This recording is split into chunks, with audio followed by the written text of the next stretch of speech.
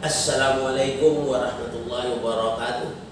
Pertama-tama dan terutama marilah kita bersyukur kepada Allah Subhanahu wa taala yang mana telah memberikan kesempatan kesehatan kepada kita semua sehingga kita dapat berkumpul di tempat yang berbahagia ini dalam melaksanakan suatu taklim. Mudah-mudahan Allah tetap bersama kita. Dan tak lupa juga selawat beriring salam atas junjungan kita Nabi besar Muhammad sallallahu alaihi wasallam. Allahumma sholli ala Muhammad wa ali Muhammad. Allahumma sholli ala Muhammad wa ali Muhammad.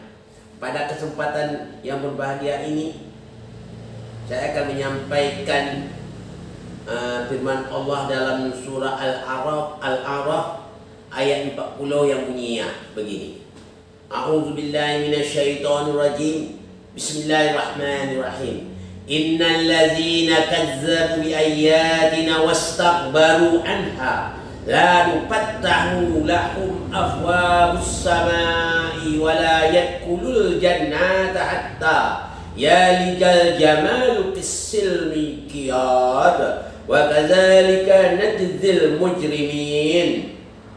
Allah katakan sesungguhnya orang-orang yang mendustakan ayat kami dan mereka menyombongkan diri terhadapnya, tidak akan dibuka pintu langit bagi mereka dan mereka tidak akan masuk surga sebelum unta masuk ke dalam lubang jarum. Jadi orang-orang yang menyombong diri atau orang-orang yang mendustakan ayat Allah langsung dia menyombongkan diri, dia tidak akan bisa masuk ke surga sebelum bisa unta masuk ke dalam lubang jarum. Ini balasan Allah kepada orang yang berdusta. Orang yang berdusta itu siapa?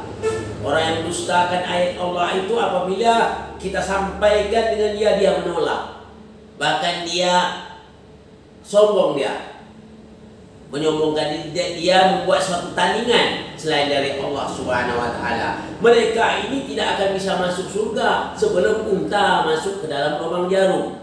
Nah, kita pikirkan, apakah mungkin unta masuk ke dalam lubang jarum? Jangankan unta, barangkali yang nama tali kapal saja tidak bisa masuk ke dalam lubang jarum karena tali kapal itu terlalu besar sedangkan jarum amat kecil. Apalagi yang namanya unta. Mungkinkah unta bisa masuk ke dalam lubang jarum? Tentu jawabnya mustahil. Kalau mustahil, begitu juga orang-orang yang orang yang mendustakan ayat Allah ini, orang yang menyombongkan diri itu tidak bakal masuk surga. Bahkan pintu langit tertutup. Maka orang tersebut tidak bisa masuk ke surga sebelum unta masuk ke lubang jarum. Itu ancaman Allah terhadap orang-orang yang mendustakan ayatnya. Nah, jadi kita berhati-hati. Kalau seandainya ada teman kita, saudara kita yang mendustakan ayat Allah, itu sangat berbahaya. Kadang-kadang kita sampaikan ayat Allah, dia tidak menghiraukan, diabaikannya, tidak dipedulikannya.